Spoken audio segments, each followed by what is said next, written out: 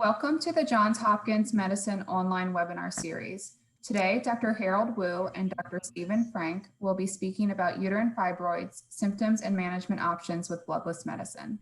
Before we get started, we'd like to provide some user tips so that you are comfortable using this platform. The first 30 minutes of our program will include an informative presentation by our presenters. The last 30 minutes will be dedicated to our live Q&A session. Please note this program is being recorded. To submit a question, please type your question into the Q&A box and click send. Your questions will be seen by others watching this presentation, so please note if you do not want your name attached to your question, please check send anonymously. Also, your email address will not be shared with any third parties.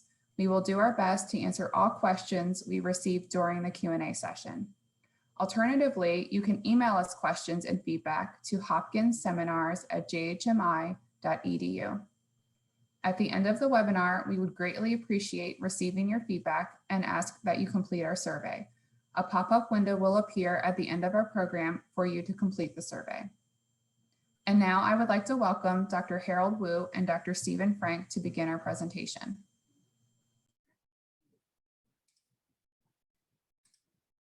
Good morning. Thank you so much for that introduction. As Amy Holdridge mentioned, today we'll be talking about fibroids, symptoms and management options within the context of bloodless medicine as well. I'm Harold Wu, one of the minimally invasive gynecologic surgeons as part of Division of Gynecologic Specialties here in OBGYN at Hopkins.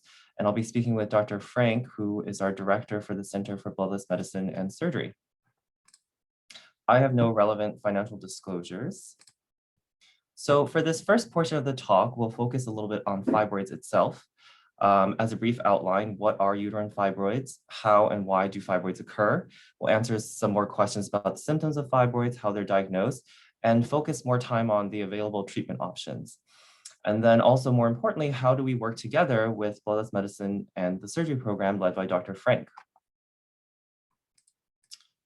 So to start basic, for a definition, fibroids are non-cancerous growths of the uterine muscle layer or myometrium. They're the most common pelvic growth in reproductive aged women. About 80% of women will have fibroids in their lifetime. That doesn't necessarily mean that everyone will have symptoms, however. We don't really know the exact cause of fibroids at this time. There are many basic science studies looking into genetic factors and hereditary issues, but there are some risk factors from large studies in the past, namely race. It's more common in Black women. There is some genetics involvement with family history. Earlier onset of periods or no previous pregnancies or births can be risk factors as well. We do know that fibroids are growth responsive to female hormones, that is estrogen and progesterone, but it is overall difficult to predict growth over time. They tend to shrink or stay about the same size after menopause, however.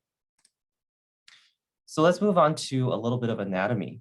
Fibroids are pretty much broken into three primary categories: submucosal, intramural, and subserosal.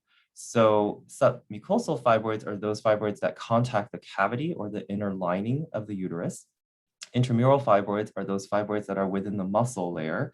And subserosal are kind of like the ones that hang out like Mickey Mouse ears. So they're kind of towards the outer layer of the uterus and don't contact as much of the muscle or the inner lining or the cavity of the uterus. And so that's important when we talk about symptoms. The most common symptoms for fibroids are abnormal uterine bleeding, bulk-related symptoms like mass effect, heaviness, pressure, and also fertility concerns. But the symptoms are highly dependent on the fibroid size, number, and location. Not all fibroids are the same. Some patients may have different symptoms, no symptoms at all, so each patient's unique fibroid burden causes the specific symptoms for her. And it's very important when we counsel and make treatment plans with patients to optimize their outcomes. So let's start with abnormal uterine bleeding. These are most commonly caused by fibroids that are submucosal, for example, those that deviate the cavity of the uterus, and those that are intramural as well, if they're large enough to also impact the cavity. Women can experience heavy or prolonged menses, passage of clots, staining of clothes, and that can sometimes lead to iron deficiency anemia, unfortunately. Bulk-related symptoms tend to be subserosal fibroids, but can be really any fibroid that grows big enough to distort and enlarge the fibroid overall. And then you end up having a fibroid irregularly shaped uterus that can lead to pelvic pressure, It can press on the bowel and the bladder, leading to urinary frequency or even constipation sometimes. And then finally, fertility concerns. So these are fibroids, again, that tend to distort the uterine cavity. So these are some mucosal, some are intramural as well, as long as they're large enough to impact the cavity itself. We do know that subserosal fibroids have very little impact on fertility, but it's also important to remember that fertility is also based on multiple other factors like age, medical history, partner fertility. Just because a woman has fibroids doesn't mean that she's infertile. We have to take the whole clinical picture into account and look exactly at the patient's specific fibroid burden. Dysmenorrhea or pain with periods is not something that we classically attribute to fibroids, contrary to popular belief. Patients may have a little bit more cramping or menstrual pain if you have heavy bleeding or you pass clots. However, severe pain is not commonly from fibroids alone, and so we often consider other conditions like adenomyosis or endometriosis, which is another major talk in and of itself. The diagnosis of fibroids primarily centers around pelvic imaging, so pelvic ultrasound and pelvic MRI. A pelvic ultrasound is very useful as the initial diagnostic imaging of choice because it's easily accessible, inexpensive, and it provides a general survey of the pelvis. It can tell us if a patient has fibroids, about how many, where they are. But a pelvic MRI is a surgeon's treatment imaging option of choice because it gives us a more accurate depiction of all the fibroid size, number, and location, which, like we mentioned before, is very important in figuring out the patient's actual symptom profile and our counseling on what we can hope to improve and outcomes for surgery. So moving on to management, which is the focus of this talk, the crux of it is that your treatment plan will depend on the size, number, and location of the fibroids, with close attention to your symptoms and also the patient's desire for pregnancy and their personal preferences, for example, uterine preservation or not. If you have fibroids but don't have symptoms, patients oftentimes can simply talk to their GYN or GYN surgeon, and we can follow the fibroids over time. But not all fibroids need active or acute intervention. But if they were being bothersome, there are several main categories we can talk about. So medical management is the first. That's typically hormonal therapy, commonly known to a lot as, quote, birth control. But it's not just birth control pills. There are many different formulations like the pill, patch, injection, implant, IUD. Basically, the goal of this is to really suppress the hormonal cycle so that it improves your heavy menstrual flow, but it doesn't actually treat or excise the fibroids. The fibroids will still be there. They don't really reduce fibroid size. It will not improve bulk symptoms then. And it's not for patients who are trying to get pregnant because a lot of these options do act as birth control. Symptoms do typically return after stopping hormonal therapy. There's one medication to focus on. If patients look online, they may see something like Depo-Lupron for the treatment of fibroids. This actually is a pretty strong medication that brings on temporary menopause with a lot of side effects. It does reduce fibroid size by about 50% over 3 months, but we can't really use it for a long period of time. So it's not considered a cure by any means, because with prolonged menopause that's brought on by a medication, you have increased bone loss, heart health risks, and all the things that come along with menopause. Especially in younger patients, it can be pretty drastic to put, for example, a 30-year-old into a 60-year-old hormonal state all of a sudden. It is a very expensive medication, and it's usually used short term for that very reason we talked about. We sometimes use it to reduce the size of the fibroid prior to surgery, or even before surgery to improve a patient's anemia so they don't bleed as much and we can improve their blood count. Again, symptoms typically do return after stopping hormonal therapy. The next major category is procedural in nature, not necessarily a surgery. It's uterine artery embolization. It's a procedure done by our radiology colleagues where they inject small particles or beads into the uterine arteries that reduce blood flow to the uterus. And as a result, the fibroids lose nutrients, and so they reduce in size over time. It's typically about 50% over 6 to 12 months, and it does improve bleeding and bulk symptoms. It's not recommended for patients who want to have children. However, there are some small studies that mention successful pregnancies and many other studies that mention issues with the placenta, fetal growth, early pregnancy loss. So in general, we don't take any risks in women who want to have future babies in these instances. About greater than 75% of patients will have long-term improvement in symptoms. The UAE, as in short, is a very useful procedure for some patients because it avoids a surgical procedure, which could be a personal preference. It may be essentially better for patients whose health problems really put them at high risk for surgery. There are some considerations to think about, however. Not all fibroids are good candidates. For example, fibroids that are already calcified or I guess in a sense, not growing as much, they don't really have as much blood supply to them. And so they won't care if you cut off blood supply, they're not really going to change size. Or there are fibroids that are very pedunculated, meaning they're just hanging off by a stalk with a single vessel. So if you get rid of that tissue or that vessel and it loses that kind of growth stimulus, then it'll actually detach from the uterus and can float around inside the cavity of the fibroid, and that can be very painful, cause more bleeding and infection. So we do definitely want to be thoughtful about a patient's specific fibroid burden, again, before we talk about different treatment options. There can be regrowth of treated fibroids or growth of new fibroids, including return of symptoms, and about 20% of patients will need further fibroid treatment, usually about within 3 years. And the data that we have quotes about 20 to 30% of patients will require hysterectomy in the future for inadequate symptom control. Before I move on to surgery, there are a few other procedural-based management options, the Accessa, the MR-guided focused ultrasound. Some of you may have heard of this. They're very easily accessible online to read about. The Accessa is a relatively newer procedure. It's a minimally invasive procedure that's not truly a surgery.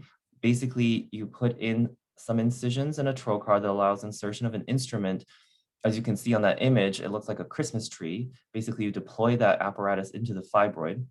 The apparatus then uses radio frequency ablation, essentially like microwave heat, to shrink fibroids. It's all calculated based on complicated math and physics so that you're not burning things that you're not supposed to. But over time, the fibroid essentially softens and shrinks over time. MR-guided focused ultrasound is also another way of using sound waves. Intense sound waves focus on the fibroid, guided through an MRI to help find the fibroids to treat them over time.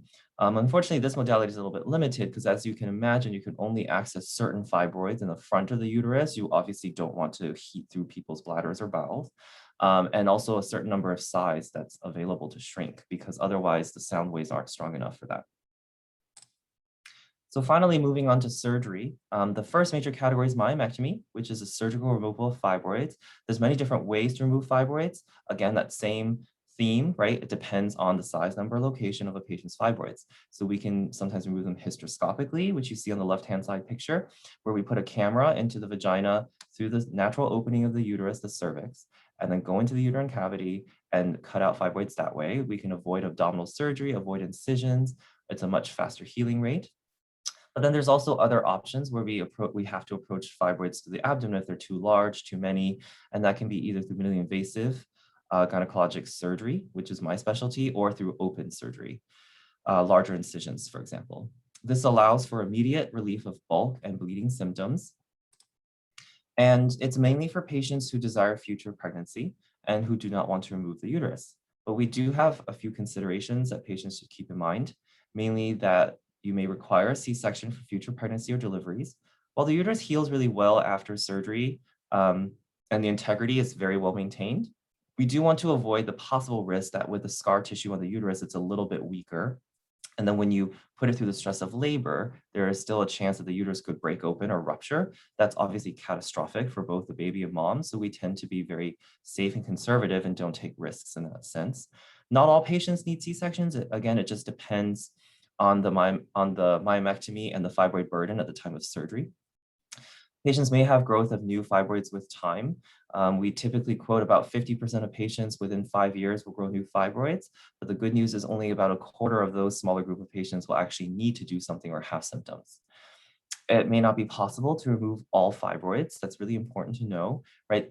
A patient may have major large fibroids that are causing significant symptoms, and that's definitely treatable, but there may be tiny little nodules of fibroids that are invisible. We cannot see them at the time of surgery. And we always want to balance the risk and benefit. We don't want to, Frankenstein the uterus, for example, make 1,000 cuts on it that could damage the uterine integrity without providing any benefit. And then finally, hysterectomy is considered the definitive cure for fibroids. We remove the fibroids and the uterus together. And again, contrary to some popular belief, it does not equal removal of the ovaries. Back in the day, we used to do that very routinely, but now we have data showing that in women who are premenopausal, keeping the ovaries are very good for their hormonal health, heart, bone health. And really what we're curing are the fibroids. We don't need to take out the ovaries. It's the only method that's guaranteed to remove all fibroids, prevent new fibroid growth, but it's really, as pretty obvious, only for women who are finished having children or do not want to carry their own children. And then the schematic just kind of shows what we would remove. We remove the uterus and as well as the tubes, because the tubes don't really serve any purpose outside of fertility and they can cause cancer as you grow older, but we oftentimes do keep the ovaries. So we're going to transition a little bit as a transition slide to bloodless medicine and how we work closely with Dr. Frank's team during our surgeries.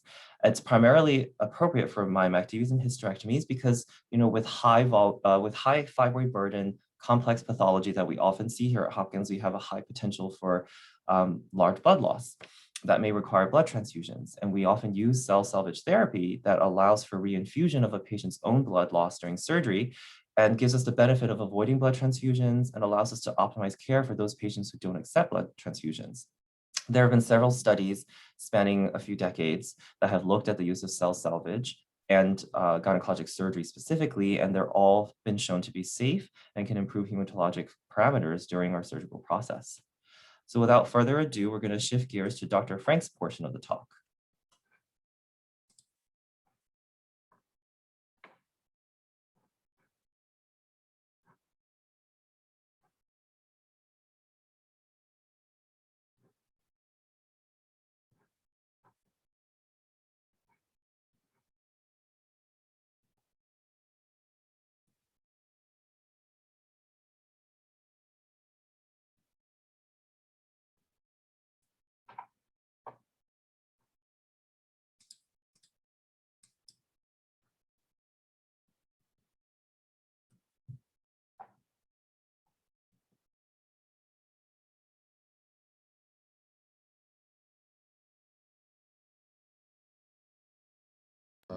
Let's see. Okay. How's that?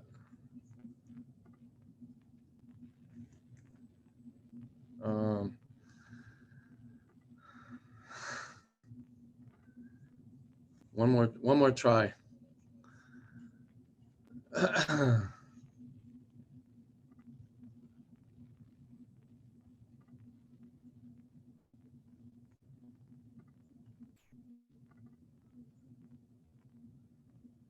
Okay. Here we go. Sorry about the delay. My name is Steve Frank. Thank you, Harold, for the wonderful presentation. And I run the program for patients who don't want transfusions. We call it the Center for Bloodless Medicine and Surgery at Johns Hopkins. And I'm going to tell you how this works. And here we go.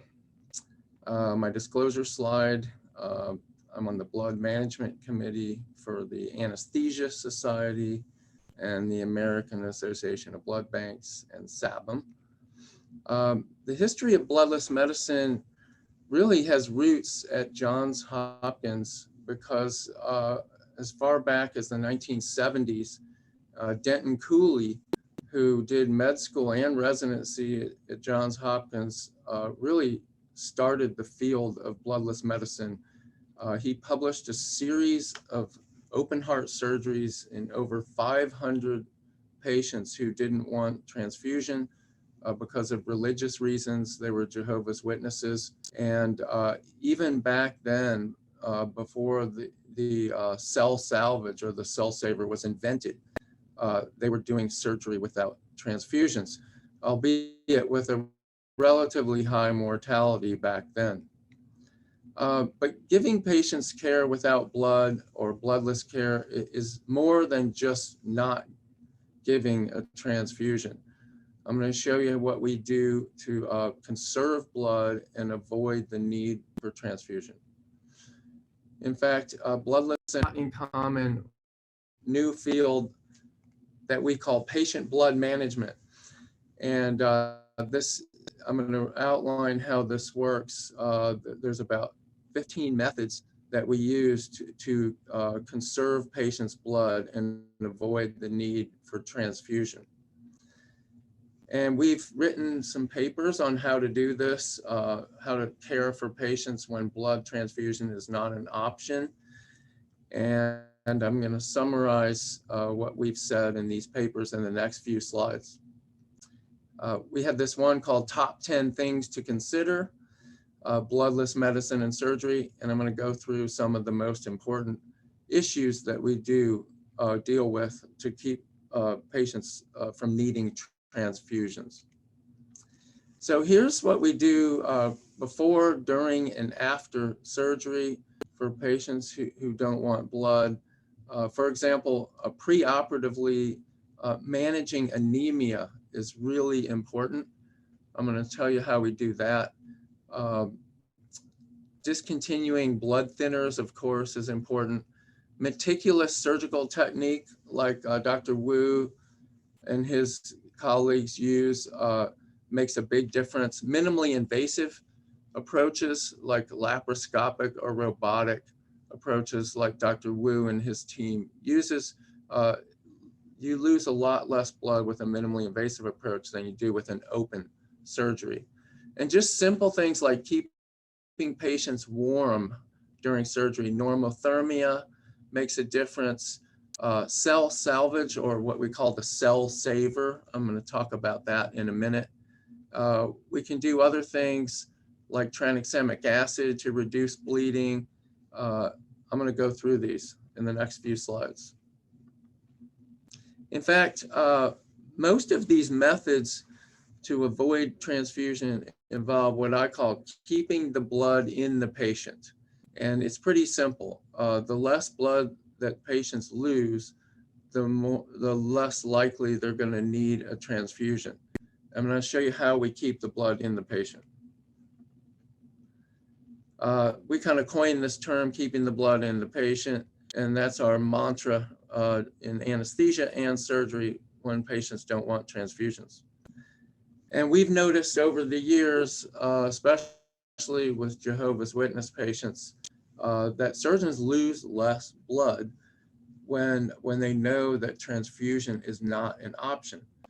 In fact, I like to say that blood loss is indirectly proportional to how hard the surgeons try. So if they want to lose less blood, they do certain things, tie off small bleeders, cauterize small bleeders. Meticulous surgical technique can reduce bleeding. But then, as Dr. Wu mentioned, we use the cell saver or cell salvage,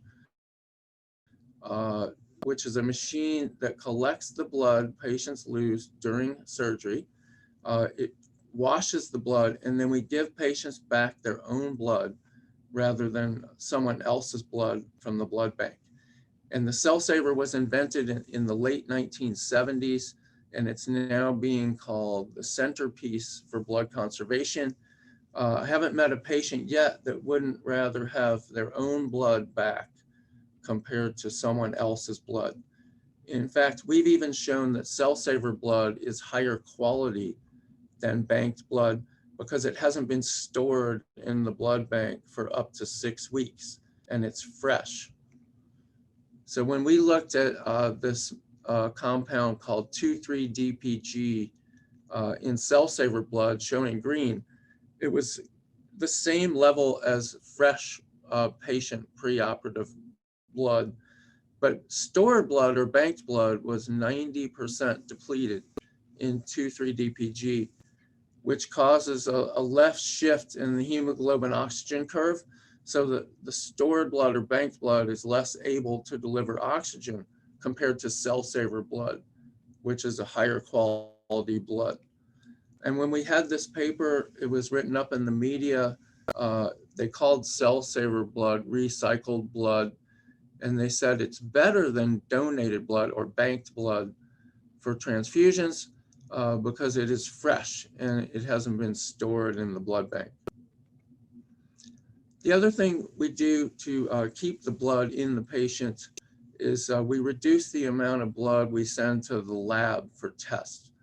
So We looked in the ICUs at Johns Hopkins. Here's the 5 adult ICUs of how much blood patients lose every day just for lab tests.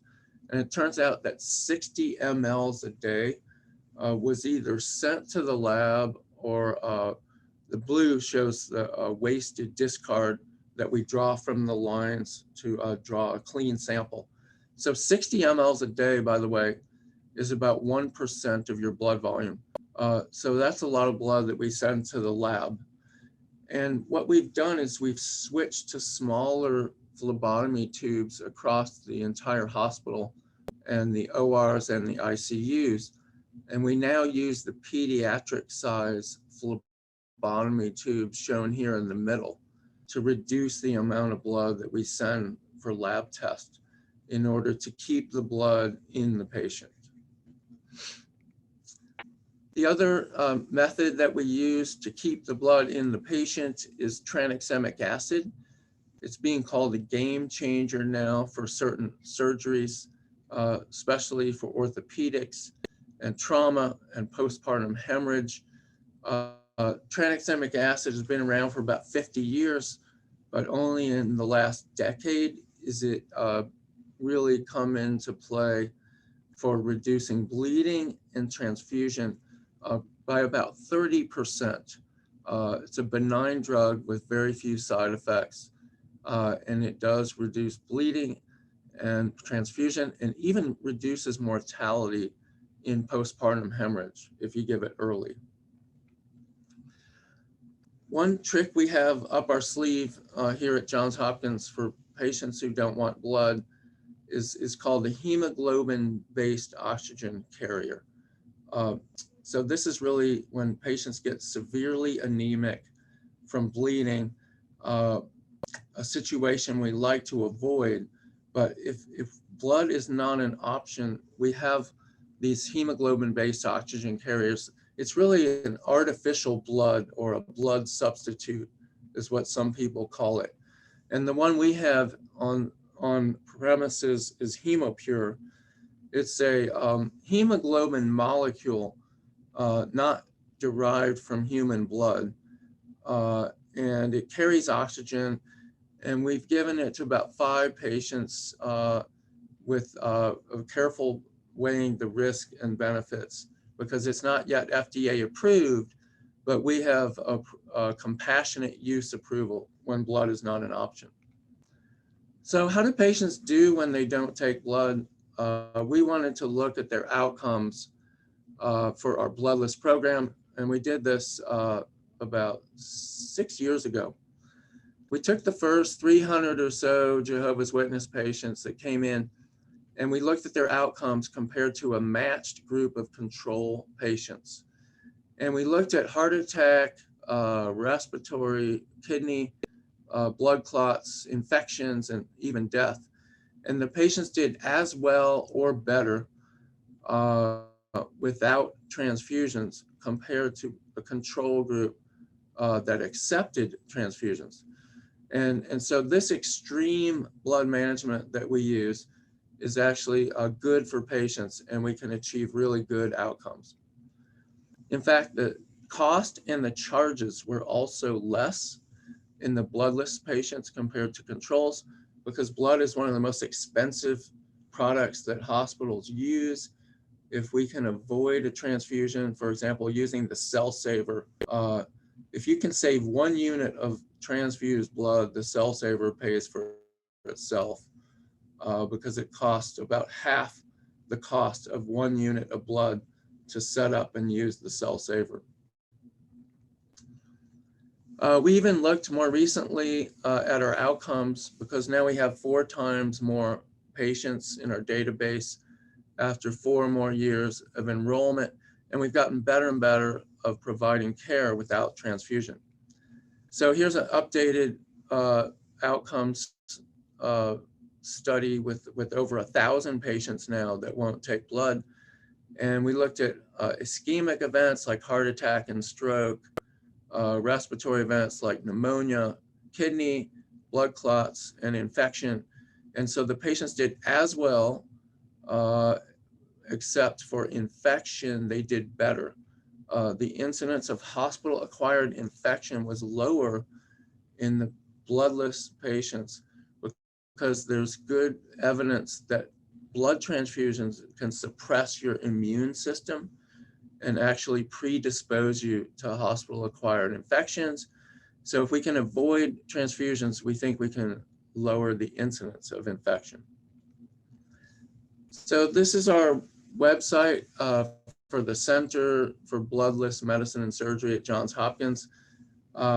We just upgraded our website, and you can use to avoid transfusion. And there's even a pager number and a phone number to reach us if you have questions or you have upcoming surgeries. And what we've noticed is that virtually all procedures that we do can be done without transfusion with proper planning. For example, treating preoperative anemia, using the cell saver, all those methods that we described, we can do almost any surgery without transfusion. We really take special pride in respecting patients' and families' wishes. When patients come in and say they don't want blood for personal or religious reasons, we understand that. We're never going to try to talk the patient into accepting a blood transfusion if it's against their wishes. We're always here 24/7, every day of the year. You can Google Hopkins Bloodless to find our website, and our 24-hour pager is listed there. And here's our website. It's easy to find. And what we noticed over the years, so we can do a lot more with less blood. This is before and after our patient blood management program. This is the guy from the Red Cross that comes twice a day to deliver blood. And with bloodless medicine, we can do just as much if we have proper planning, preparation, and we have all the right team members involved, like Dr. Wu's surgical team and our bloodless medicine team, shown here. So we have Andy, Pippa, Joan, we have Isha, Linda Resar, myself, and now we have Liz Hendricks, who's a new member of our team. And so we're here to follow you before, during, and after your hospital stay to get you through without transfusions. And it really is a team sport. I can't thank the people on our team enough with all the help that we have to get patients through without transfusion. And we should have plenty of time for questions. I'm going to leave this slide up because it tells you how to enter questions, and Caitlin will tell us how to do that, whether to use the chat or the Q&A. Thank you guys for having us deliver this seminar. It's been a pleasure.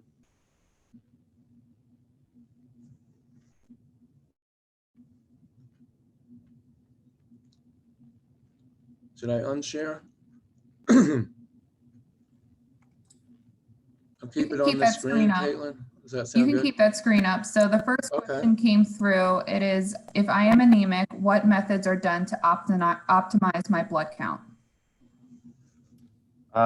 Okay, so I think I'll take that one. So if you are anemic from heavy periods, there are several options we often talk about with patients to optimize your blood count. The first of which is, you would see one of us for a full consult. We would talk to you about what's going on with your bleeding and fibroids and long-term management options, which can still be medical therapy or surgery or what have you. And so in general, when I see patients in the office, and let's say they've been dealing with heavy bleeding for a long time and they've just started to see somebody and they're very anemic, the first thing we talk about is starting some temporary measures. For example, there are medications like tranexamic acid, which is a pretty well-tolerated medication. You take only a few days of the month with your heavy bleeding that helps your body clot a little bit better so that you don't bleed as much. And we sometimes add that on with hormonal therapy, like a once daily progesterone pill that's pretty well tolerated for the most part. And then we put that together and that helps decrease your bleeding. And then at the same time, we add some iron back to your body. So whether that be through vitamins or actual iron tablets, or sometimes even iron infusions through the IV, which we do at Hopkins to help improve your anemia faster. So if you think of your body like a tank of blood, right, which I guess essentially it is. And so what you want to do is you want to put a stop on the drain, which would be the medications and the tranexamic acid and anything else we can do. And then you also want to improve the faucet coming in. So, giving you iron to support your body from making blood cells and improving your anemia. And in general, if a patient were to proceed with major surgery, we definitely want to optimize your anemia, right? So we typically want your hemoglobin to be above 10, at or above around 10, to make sure to decrease your risk of needing a lot of transfusions. And then we oftentimes utilize our colleagues with cell salvage therapy to help to improve that as well. Okay, the second question is minimally invasive gynecologic surgery done with a robot or by a surgeon? So it is both, but the robot itself is not automated. I know it sounds pretty scary. Like before I went into medicine, I thought, oh my God, why is a robot doing surgery? It's not. So it's essentially a robot that's docked to the patient's bedside. And they have arms and wrists and instruments that are very tiny, can go through small port size, small incisions, but the surgeon sits right next to you, right next to the patient on a console, and we control every single thing that the robot does. So essentially it's your surgeon who's operating. It's never through a middleman, so to speak. The robot has no sentience. It can't do anything on its own because that would obviously be very unsafe. And there are tons of safety measures in place. So the robot just stops or freezes if there's any concerns for safety. So we definitely take that into very high account.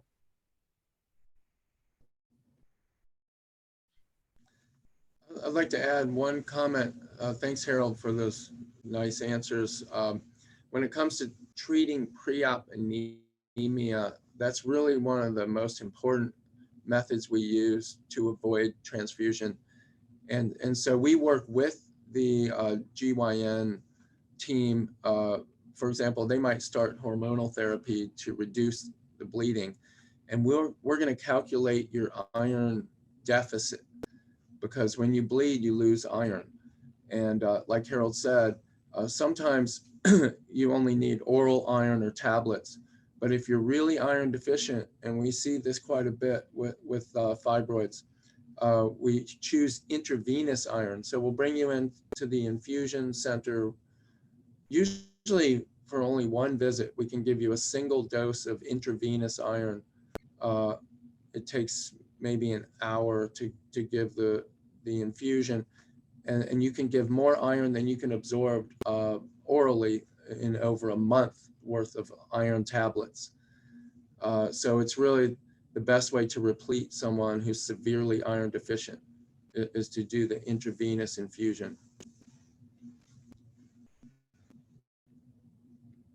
Thank you for that, Dr. Frank. That was very helpful. I think number 3, I am one of Jehovah's Witness.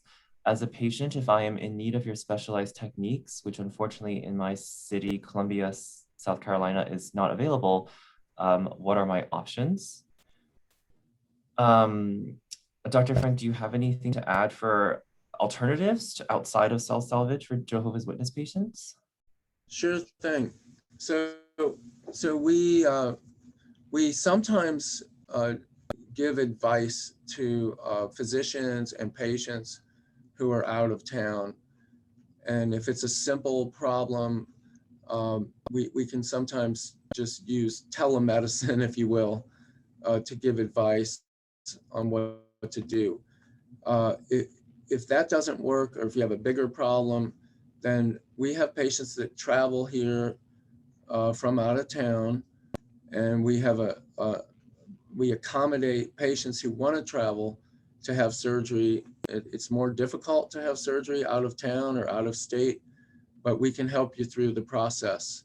And we've had patients from all up and down the East Coast, even international patients from Bermuda, for example.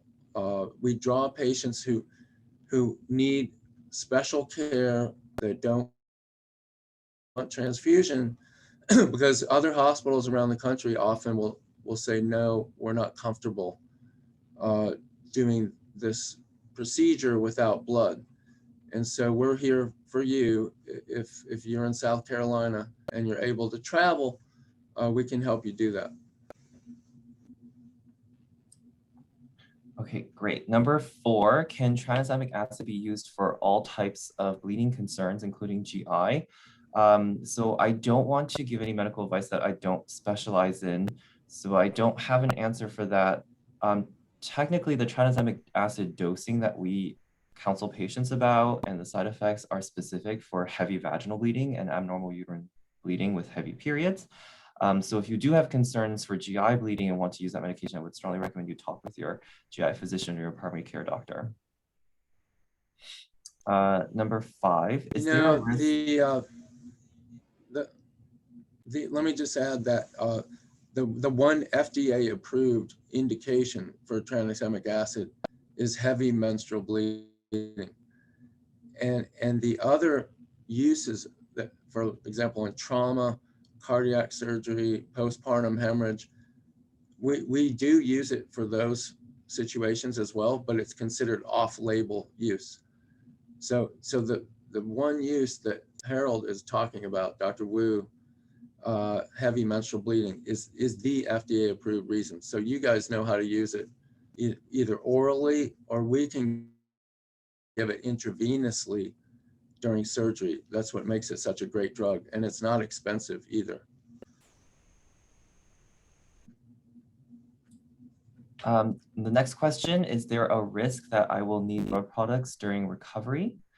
There can sometimes be a risk of needing a transfusion after surgery. For example, if patients become anemic during the recovery, sometimes it takes patients a little bit of time to equilibrate from heavier blood loss where they lose blood.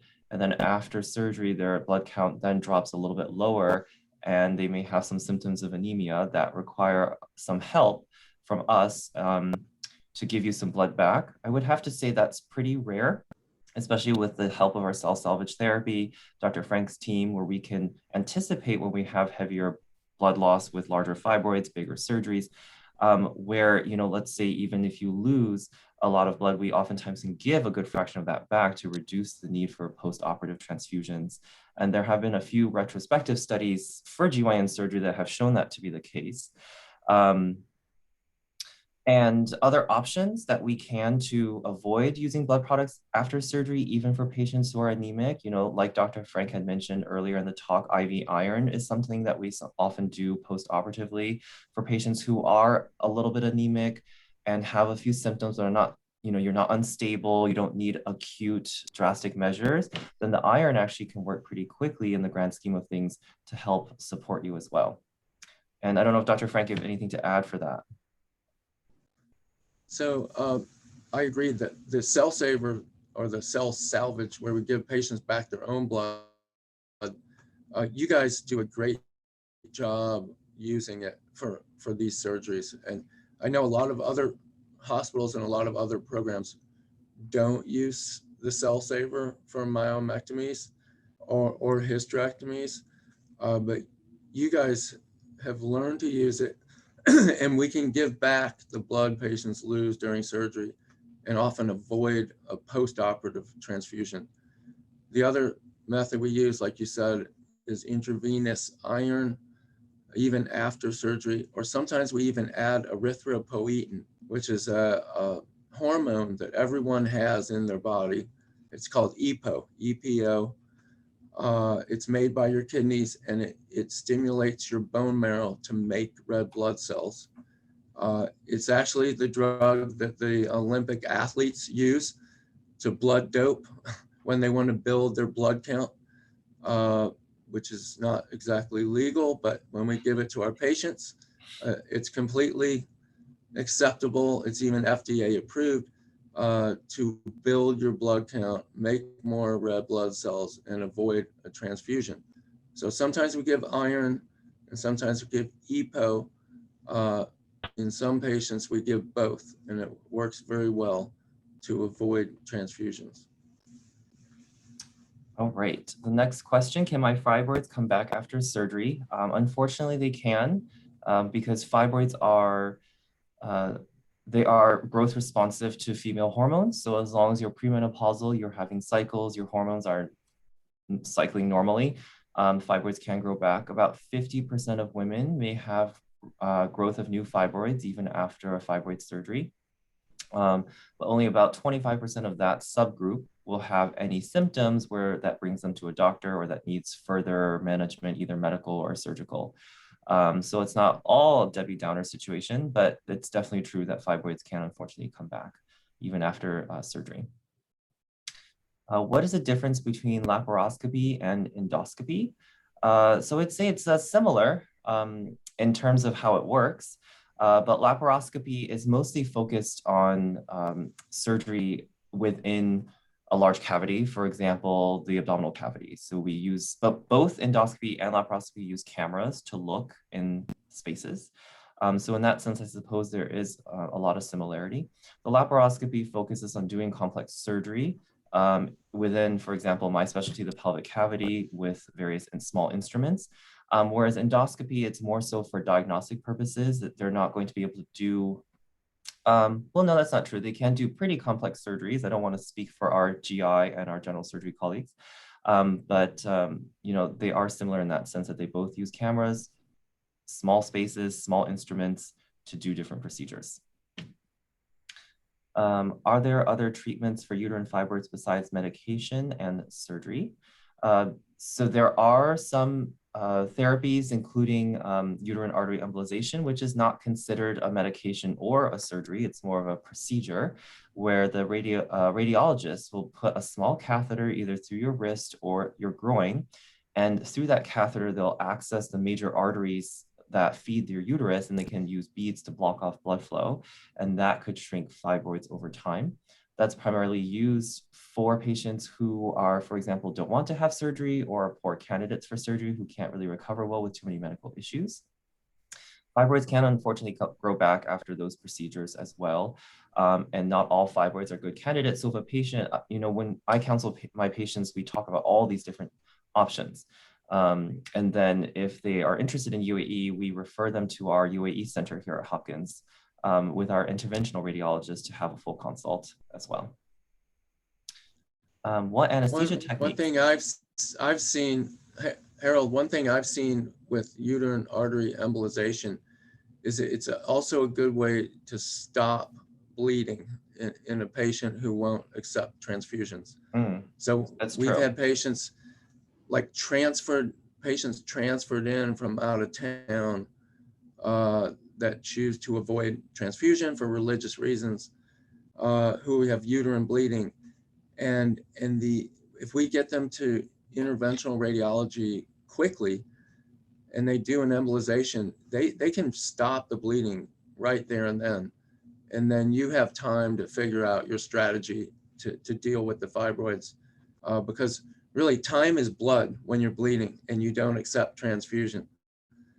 And so it becomes almost an urgent, emergent situation to do the uterine artery embolization in those situations. The next one, I'm going to have Dr. Frank field this. What anesthesia techniques are used to limit intraoperative blood loss? So the things we do during anesthesia to reduce bleeding are pretty simple. And for example, one of them involves just keeping patients warm during surgery. Even mild degrees of hypothermia below, say, 97 Fahrenheit or 36 degrees centigrade will increase bleeding.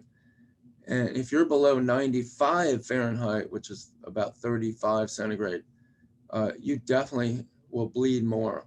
So just maintaining a normal body temperature is important.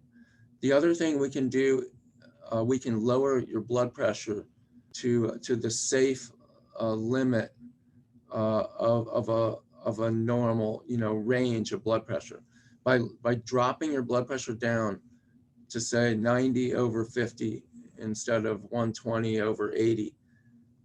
We can reduce bleeding during surgery, and we do that. It's called controlled hypotension. And we do it for certain procedures, especially in orthopedics, Also for GYN or even postpartum hemorrhage. If you lower the blood pressure, you're going to bleed less. And then the third thing we do is we give tranexamic acid. It's about a $20 dose of drug, and it's been shown to reduce bleeding and transfusion, and even to reduce mortality in trauma patients, postpartum hemorrhage, cardiac surgery, and in orthopedics. That's where tranexamic acid is helpful, and also in heavy menstrual bleeding. That's, considered a game changer drug. That's what we do to reduce bleeding.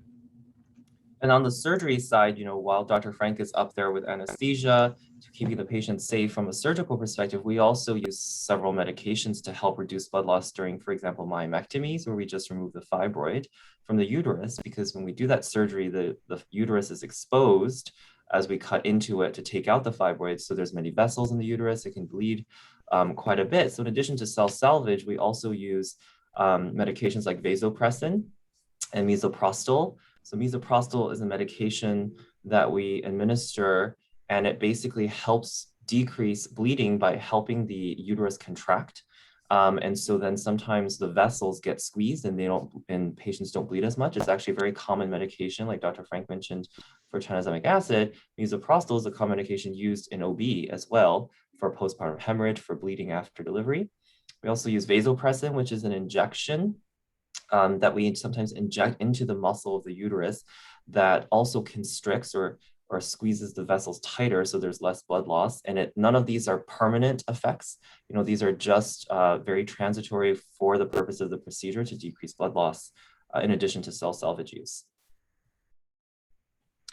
Harold, what about topical hemostatics? I know you guys sometimes use Flow-Seal or Tis-Seal, which it's basically a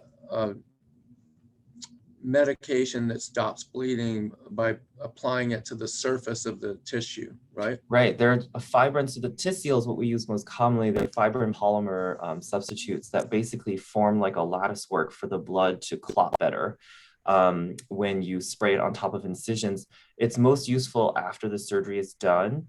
And I'll never forget Dr. Frank's advice that you don't use cell salvage therapy on these products because some of them can cause DIC, which is a catastrophic disorder that leads to heavy bleeding because your entire body doesn't clot well anymore. So we don't use it in that sense. We oftentimes finish our cell salvage, and then at the end of the case, we assess the uterine incisions. If there's a little bit of oozing or bleeding, we want everything to just be perfect. We put a little bit of that safe to seal agent to help with the bleeding, like you had mentioned.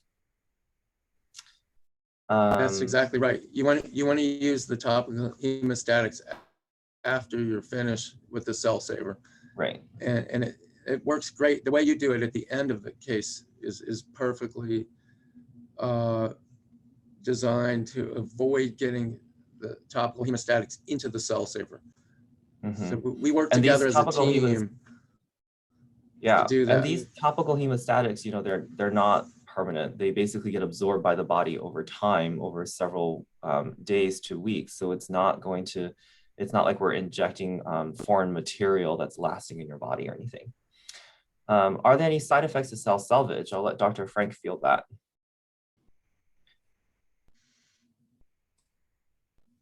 So when we give patients back their own blood or cell saver or cell salvage, there are very few side effects.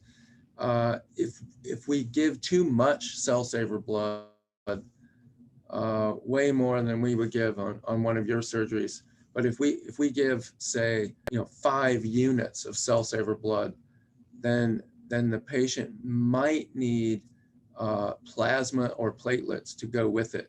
Those are other blood components that help your blood clot. But in the cases that we're doing with Dr. Wu, we usually give 1 or 2 units of cell saver at the most. So if you give too much cell saver blood, your blood won't clot well, and you're going to need plasma or platelets, which are blood components that Jehovah's Witnesses will not accept. So the good news is that for a GYN surgery, we don't approach that amount of cell saver, so we don't have to worry about it. Great. And last question for this talk, we really appreciate all the participation.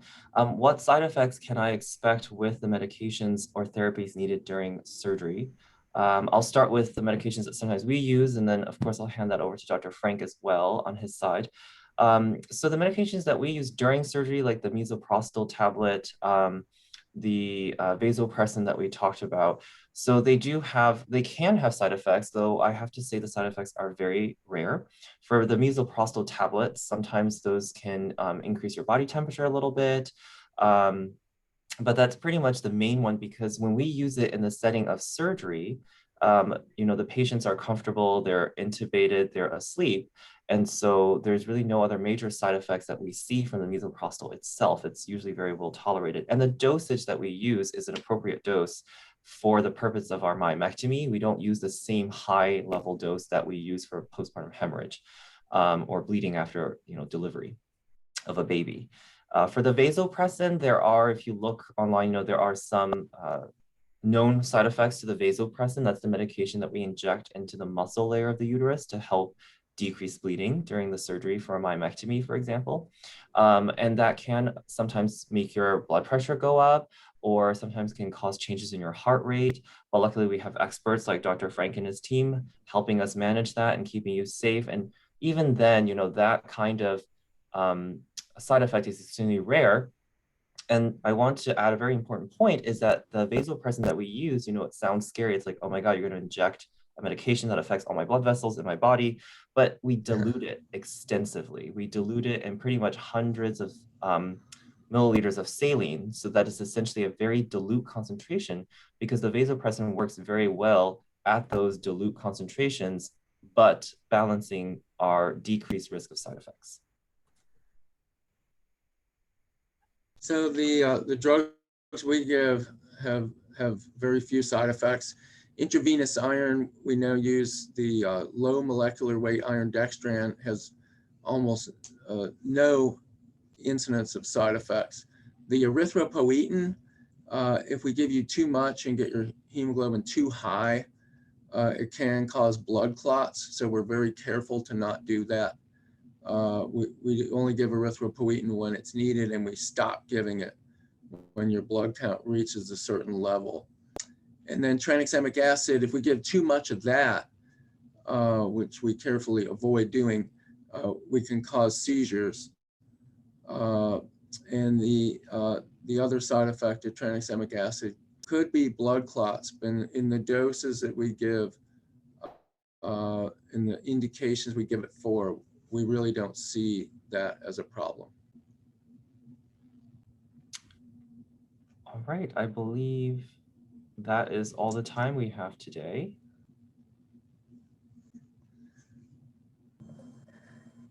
Well, thank you everyone for joining to be part of this webinar, and thank you, Dr. Wu.